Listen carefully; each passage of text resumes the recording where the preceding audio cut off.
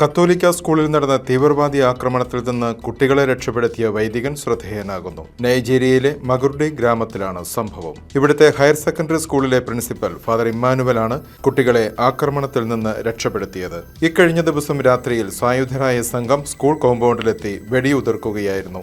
വെടിയൊച്ച കേട്ടയുടൻ father Emmanuel ലൈറ്റുകളെല്ലാം of ചെയ്തതിനാൽ കുട്ടികൾ താമസിക്കുന്ന സ്ഥലം കണ്ടെത്താൻ കഴിയാതെ അക്രമികൾ മടങ്ങുകയായിരുന്നു. സുരക്ഷയെ കരുതി കുട്ടികളെ വീടുകളിലേക്ക് അയക്കുകയും സ്കൂൾ അടച്ചിടുകയും ചെയ്തിരിക്കുകയാണ്.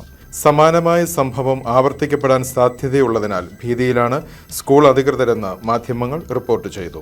മുമ്പ് ഇടവക ജനതയെയും പ്രദേശത്തെ കർഷകരെയും ആക്രമിച്ചിരുന്നതായും ഇപ്പോൾ കുട്ടികളുടെ സുരക്ഷയിൽ ആശങ്കയുണ്ടെന്നും രൂപത കമ്മ്യൂണിക്കേഷൻസ് ഡയറക്ടർ ഫാദർ മോസസ് പറഞ്ഞു. അതേസമയം സ്കൂളുകൾക്ക് നേരെയുള്ള തീവ്രവാദ ആക്രമണങ്ങൾ തടയാൻ സർക്കാർ സംവിധാനങ്ങൾക്ക് കഴിയുന്നില്ലെന്ന പരാതിയും നിലനിൽക്കുന്നുണ്ട്. 10 വർഷങ്ങൾക്ക് മുൻപ് ബൊക്കോഹറാം തട്ടിക്കൊണ്ടുപോയ 276 കുട്ടികളിൽ 90ഓളം പേർ ഇതുവരെയും മടങ്ങിയെത്തിയിട്ടില്ല. ഇക്കഴിഞ്ഞ മാർച്ച് മാസത്തിൽ പ്രദേശത്തെ സ്കൂളിൽ നിന്ന് 200-ലധികം കുട്ടികളെ തട്ടിക്കൊണ്ടുപോയ സംഭവവും നടന്നിരുന്നു. സീറോ മലബാർ സഭയുടെ ആരാധനക്രമ, ദൈവശാസ്ത്ര, ആധ്യാത്മിക, സാംസ്കാരിക പൈതൃകം സംരക്ഷിക്കുന്നതിനും പരിപോഷിപ്പിക്കുന്നതിനും ലോകമെമ്പാടുമുള്ള സീറോ മലബാർ സഭാംഗങ്ങൾ സവിശേഷ ശ്രദ്ധ പതിപ്പിക്കണമെന്ന് ഫ്രാൻസിസ് പാപ്പ.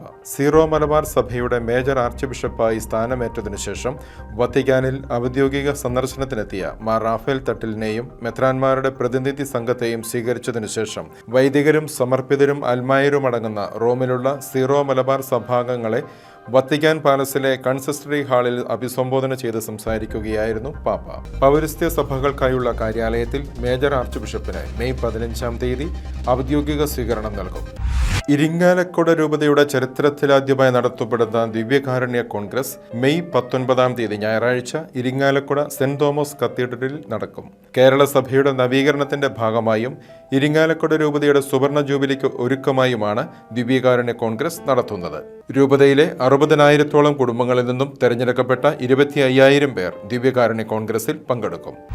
മക്കളോടൊപ്പം ദേവാലയത്തിലെത്തുന്ന അമ്മമാർ നിത്യകാഴ്ചയാകുമ്പോൾ മക്കളെ കാണാതെ പോയ അമ്മമാർക്കായി വിശുദ്ധ കുർബാന അർപ്പിച്ചത് ശ്രദ്ധേയമാകുന്നു. മെക്സിക്കോയിലെ ഗ്വാഡലുപ്പെ ബസിലിക്കയിലാണ് സവിശേഷമായ ഈ വിശുദ്ധ കുർബാനയർപ്പണം നടന്നത്. മയക്കുമരുന്ന് മാഫിയ സംഘങ്ങൾ തുടങ്ങി വിവിധ കാരണങ്ങളാൽ മക്കളെ നഷ്ടപ്പെട്ട നിരവധി അമ്മമാരാണ് വിശുദ്ധ കുർബാനയിൽ പങ്കെടുക്കാനെത്തിയത്. ആഭ്യന്തര മന്ത്രാലയത്തിന്റെ വെബ്സൈറ്റ് അനുസരിച്ച് 1952 ഡിസംബർ 31 മുതൽ 2024 മെയ് 13 വരെ 1,15,000-ലധികം പേരെയാണ് കാണാതായിരിക്കുന്നത്. മെക്സിക്കോയിലെ സഹായമെത്രാൻ ബിഷപ്പ് ഫ്രാൻസിസ്കോ ജാവിയർ അസൈറോ വിശുദ്ധ കുർബാനയ്ക്ക് കാർമ്മികത്വം വഹിച്ചു. ഈ അമ്മമാരുടെ കണ്ണുനീർ കണ്ടില്ലെന്ന് നടിക്കാൻ സഭയ്ക്ക് ആവില്ലെന്നും നീതിക്കു വേണ്ടിയുള്ള അവരുടെ അന്വേഷണത്തിൽ സഭ എല്ലാ പിന്തുണയും നൽകുമെന്നും ബിഷപ്പ് പറഞ്ഞു. സത്യസഭയെ അനുദിനം അറിയുവാൻ, സഭയെ സ്നേഹിക്കാൻ സൺഡേ ശാലോം യൂട്യൂബ് ചാനൽ ഇപ്പോൾ തന്നെ സബ്സ്ക്രൈബ് ചെയ്യുക.